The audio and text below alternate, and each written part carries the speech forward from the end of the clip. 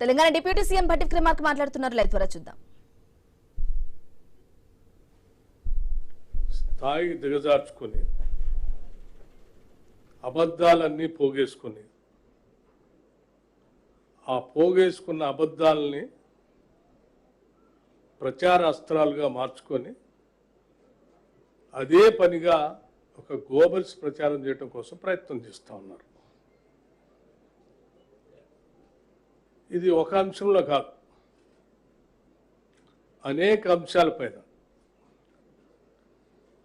ఇదే పనిగా పెట్టుకొని అబద్ధాలని ఒక్కొక్క శాఖ మీద ప్రయత్నం చేసే కార్యక్రమం చేస్తూ ఉన్నప్పుడు ఈ రాష్ట్ర ఆర్థిక పరిస్థితిని, రాష్ట్రంలో ఉన్నటువంటి సామాజిక పరిస్థితుల్ని, రాష్ట్రంలో ఉన్నటువంటి వనరుల్ని క్షుణ్ణంగా అర్థం చేసుకున్న ప్రభుత్వం తప్పనిసరిగా ఇప్పటికి కూడా మన వాస్తవాలు ప్రజల దృష్టికి తీసుకొని రాకపోతే ఈ అబద్ధాలు చెప్పేటువంటి ప్రచారకుల మాటలే ఇప్పటికే ఆ 10 సంవత్సరాలు వారి పాలన ఈ రాష్ట్రం పైన భారంగా మారింది. ఈ అబద్ధాలు ఇంకా పెనుభారంగా మారి సమాజానికే ఇది పెద్ద విధ్వంసంగా మారేటువంటి అంశంగా మారింది. ఇటువంటి పరిస్థితుల్లో ఉన్న వాస్తవాన్ని మేము ఆలోచన చేశాం. సరే, పని ఎట్లా లేదు, వాళ్ళకి 10 సంవత్సరాలు అడ్డగోలుగా చేసినటువంటి దోపిడితో పెట్టుకున్నటువంటి వార్తా సంస్థలతోనో, అడ్డగోలుగా నిర్మించుకున్నటువంటి సోషల్ మీడియా వ్యవస్థలతోనో చేసుకునేటువంటి ప్రయత్నం ఇది చివరికి రాష్ట్ర ఆర్థిక పరిస్థితి పైన, రాష్ట్రం ప్రతిష్టాత్మకంగా ప్రాణప్రదంగా చూసుకునేటువంటి అనేక ప్రభుత్వ రంగ సంస్థలపైన పడే ప్రభావం ఉన్నది. నిశ్శబ్దంగా ఉంటే ఇంకా నష్టం చేసినటువంటి వాళ్ళు అవుతాం. అబద్ధాల పునాదులపైన ఏ ఆర్థిక వ్యవస్థను నిర్మించలేము మనం. 10 సంవత్సరాలు ఇటువంటి అబద్ధాల పునాదులపైనే ఆర్థిక వ్యవస్థను నిర్మిస్తున్నాం అని చెప్పి రాష్ట్రాన్ని ఈరోజు అనేక రకాలైనటువంటి ఇబ్బందులకు నెట్టేసినటువంటి పరిస్థితుల్లో వాటన్నిటి గురించి మాట్లాడితే రాష్ట్రం యొక్క ప్రతిష్ట ఏమన్నా బయట రాష్ట్రాల్లో కానీ మిగతా ప్రాంతాల్లో కానీ తగ్గుతుంది అనేటువంటి ఆలోచనతో సాధ్యమైనంత వరకు ఆ వాస్తవాల్ని ఎక్కువగా మాట్లాడకుండా పాలన మీద దృష్టి సారించి వాటిని సరిచేసే వ్యవస్థలో ముందు పోతా ఉన్నాం. అయినప్పటికి కూడా కావాలని పదే ఇంకా అబద్ధాలు చెప్తా ఉంటే తప్పనిసరి పరిస్థితులు ఈరోజు బయటకు వచ్చి వాస్తవాలు చెప్పాలనేటువంటి ఆలోచనతోనే వచ్చాం. హరీష్ రావు గారు, కేటీఆర్ గారు, మేము ముఖ్యమంత్రికి మంత్రులు ఛాలెంజ్ విసురుతున్నాం, రండి సమాధానాలు చెప్పండి అంటున్నారు. అనేక సందర్భాల్లో వాళ్ళు మీరే మాట్లాడుతూ ఉన్నారు, మా నాయకుడు కేసీఆరే, వారే వస్తారు, వారే పాలిస్తారు అని చెప్తారు. చేసింది అప్పులు, రాష్ట్రాన్ని సర్వనాశనం చేసింది కేసీఆర్ అనే. భవిష్యత్తులో మళ్ళీ ఆయనే వస్తున్నారు, మళ్ళీ మీరే చెప్తుంటారు. మరి మధ్యలో మీ సంగతి ఏంది? అసలు మీరు ఏం మాట్లాడుతున్నారో మీకే తెలియదు, మీరేం చేద్దాం అనుకుంటున్నారో మీకే తెలియదు. మీ చేతుల్లో ఏముందని అసలు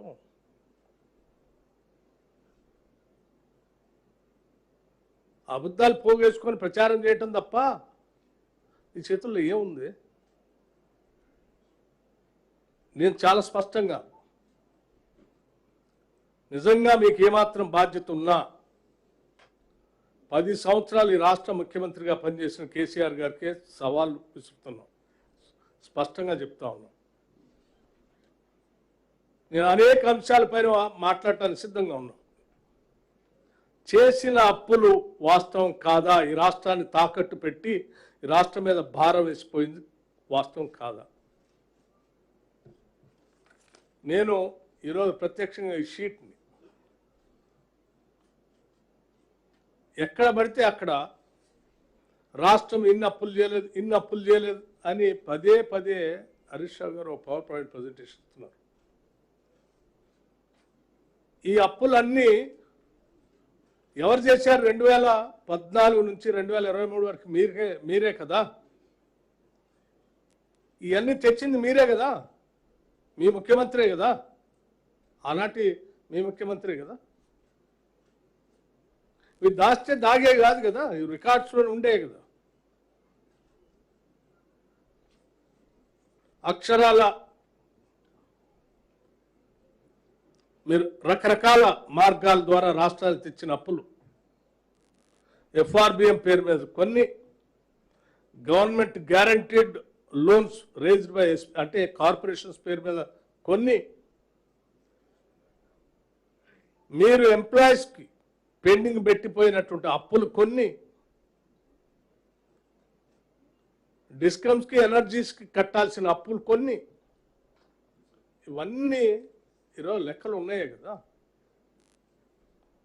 ఇవన్నీ కలిపి 8,21,651 కోట్లు మీరు బకాయి పెట్టిపోయారు కదా అప్పులు చేసి. ఇది వాస్తవం కాదా? ఇవి చెప్పండి మీరు. ఈ బకాయిలు అన్నీ ఇవాళ రాష్ట్రం చెల్లించాల్సిన అవసరం లేదు. కేసీఆర్ చెల్లిస్తాడు, రాష్ట్రం మీద అప్పు లేదని చెప్పండి, మరి చెల్లించండి. మరి మీరు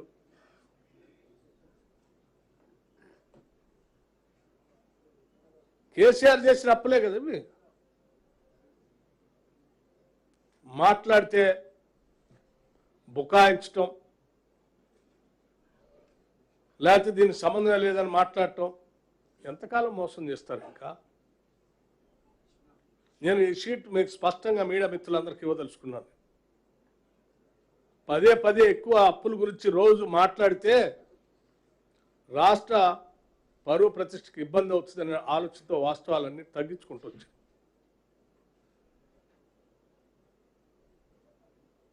సమాధానం చెప్పాల్సింది కేసీఆర్ దీని మీద. పోనీ మీరేమైనా బాధ్యత తీసుకొని మాదే బాధ్యత అంటారు? చెప్పండి. మీరేం గతంలో పాలన చేసినప్పుడు మాకు సంబంధం లేదు ముఖ్యమంత్రి గారు అంటారు. రేపొద్దున కూడా మా మాత్రం మేమే వస్తాం సమాధానాలు చెప్పాలని అడుగుతాం. దేనికి మీకు ఏముందని సమాధానం చెప్పేది? అసలు వెనక లేదు, ముందు లేదు, గతం లేదు, భవిష్యత్తు లేదు మీకు.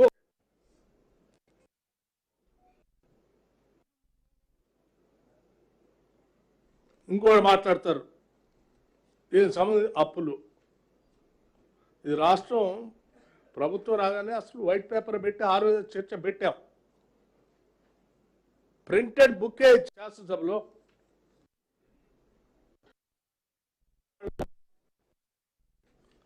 మీరు చేసిన కేసీఆర్ చేసిన అప్పులకి రాష్ట్ర ప్రభుత్వం ఇప్పటికీ 2,30,381 కోట్ల రూపాయలు.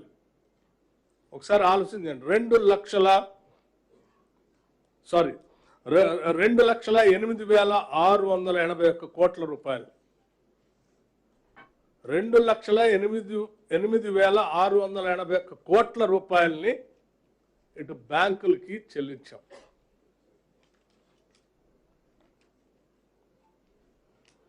మీరేందో ఆయన అంటున్నాడు మేము చేసి వచ్చింది ఓన్లీ 3 లక్షలే, మేము చేసింది 3 లక్షలు. మరి 3 లక్షలు చేస్తే రాష్ట్ర ప్రభుత్వం అకౌంట్స్ నుంచి ఆర్బీఐ ద్వారా కట్ అయినాయి కదా అప్పు.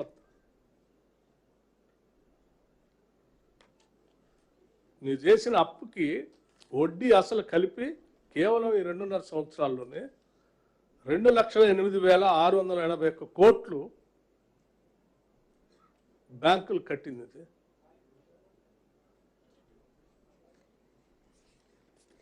అప్పుల పరంగా ఇది. మీరు చేసిన అప్పులు తట్టుకోలేక ఏదో అక్కడ ఇక్కడ మేనేజ్ చేసుకుంటూ ఇటు అప్పులు కడుతూనే నెల నెల ఉద్యోగస్తులు జీతాలు ఇస్తూనే రైతు భరోసా మళ్ళీ ఇస్తూనే అనేక సంక్షేమ పథకాలను అమలు చేస్తూనే రాష్ట్ర ప్రయోజనాలు కాపాడటం కోసం చేసిన అప్పుల్లోంచి కూడా కొంత తగ్గించడం కోసం డెట్ రీస్ట్రక్చరింగ్ కూడా చేసుకుంటూ ముందు తీసుకొని పోతా ఉన్నాం. మీరు తెచ్చిన అప్పులు 10.5 రేట్ ఆఫ్ ఇంట్రెస్ట్, 10%. అడ్డగోలుగా ఏ రేటు దొరికితే ఆ రేటుకి తీసుకొస్తారు, దాని భారం ఇస్తారు. ఇవాళ మేము వచ్చిన దగ్గర నుంచి బయటికి ఎంతో జాగ్రత్తగా రీస్ట్రక్చరింగ్ చేసి ఎక్కువ వడ్డీతో ఉన్న అప్పులను తగ్గించడం కోసం అదనంగా వేరే దగ్గర తీసుకుని అవి కట్టి క్లోజ్ చేసి తక్కువ వడ్డీకి మళ్ళీ వాటిని రీస్ట్రక్చరింగ్ చేస్తే ఇప్పటివరకు 34,058 కోట్లు కట్టాల్సినటువంటి అవసరాన్ని కేవలం 11,000కే కుదించాం వడ్డీ తగ్గించి. 2031-32 కల్లా 2025-26 మొదలుపెట్టినటువంటి రీస్ట్రక్చరింగ్ 2031-32 కల్లా కట్టాల్సిన 34,058 కోట్లని కేవలం 11,915 కోట్లకు తగ్గించాం బై వే ఆఫ్ రీస్ట్రక్చరింగ్. అంటే రాష్ట్రానికి 22,142 కోట్లని ఆదా చేసి మీరు చేసిన అప్పుల్లోంచి దాన్ని రీస్ట్రక్చరింగ్ చేసి అంత సోయి కూడా లేకుండా అడ్డగోలు అప్పులు తీసుకొస్తారు. మీరు ఇవాళ మళ్ళీ ఛాలెంజ్ రోడ్డు మీద నిలబడి ఛాలెంజ్ చేస్తున్నాం. ఏం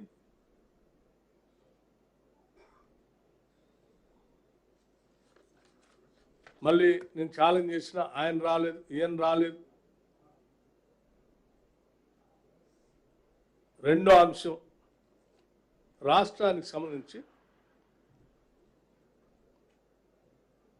తెలంగాణ రాష్ట్రానికి సంబంధించినంత వరకు సింగరేణి కాలరీస్ ప్రభుత్వ రంగ సంస్థ.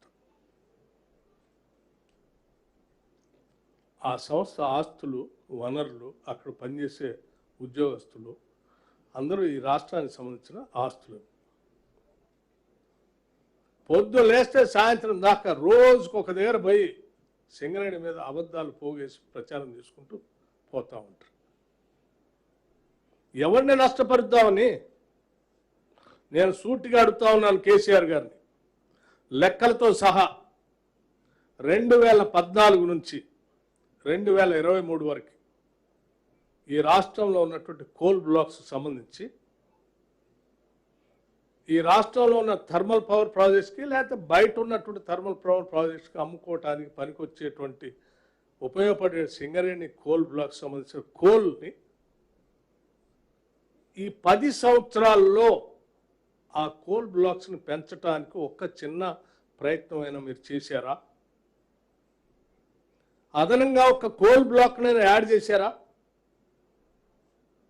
ఉన్న థర్మల్ పవర్ ప్రాజెక్ట్స్ నడవటానికి ఉన్న కోల్ బ్లాక్స్ కోల్ మైనింగ్ అయితే ఉంటే కొన్ని మూసుకుంటూ వస్తారు. మూసుకుంటూ వచ్చినటువంటి వాటి కొత్త ఓపెన్ చేసి మళ్ళీ వాటికి సరిపోయేటట్టుగా ప్రొడక్షన్ అందించే పరిస్థితి చేసుకోవాలి ఎవరైనా ప్లాన్ చేసుకుంటారు. 10 ఏళ్లలో ఉన్న థర్మల్ పవర్ ప్రాజెక్ట్స్కి అదనంగా ఏమన్నా కొత్తగా కోల్ బ్లాక్స్ మీరు యాడ్ చేశారా? 10 సంవత్సరాలు చేయలేదు కదా. కానీ కొన్ని బ్లాక్స్ మాత్రం కోల్ అయిపోయి క్లోజ్ చేశారు కదా. కనీసం క్లోజ్ చేసినటువంటి వాటికైనా మీరు ఇంకో కొత్త యాడ్ చేశారంటే చేయలేదు. అవి చేయకపోగా అదనంగా భద్రాద్రి థర్మల్ పవర్ స్టేషన్ని, యాదాద్రి థర్మల్ పవర్ స్టేషన్ని, థర్మల్ ప్రాజెక్ట్ని అయితే మీరు ప్లాన్ చేసి ఉన్న వాటికే మీరు అదనంగా కోల్ బ్లాక్స్ యాడ్ చేయలేదు. 10 ఏళ్లలో కొన్ని మూసేసుకుంటూ వస్తూ ఉంటే మరి కొత్త ప్రాజెక్టులు పెట్టినోడు ఎవడైనా తలకాయ ఉన్నాడు. మినిమం కామన్ సెన్స్ కదా. ఆడ ఒక 4,000 మెగావాట్లు, ఏడొక దాదాపు 5,000 పైన అదనంగా థర్మల్ పవర్ ప్రాజెక్టులు యాడ్ చేసుకుంటారు. సరే, మీరు మొదలుపెట్టిన దానికి మీరు వాటి మధ్యలో ఆగిపోతే అలా వదిలేస్తే భారం అని మేము రోజు నెల రివ్యూ చేస్తే అనేది ప్రొడక్షన్లో తీసుకొచ్చిన దాన్ని ఏమన్నా కోల్ బ్లాక్ అదనంగా మీరు ఏమన్నా సింగరేణి కాలనీస్ ద్వారా దీనికి అటాచ్ చేశారా, యాడ్ చేశారా అంటే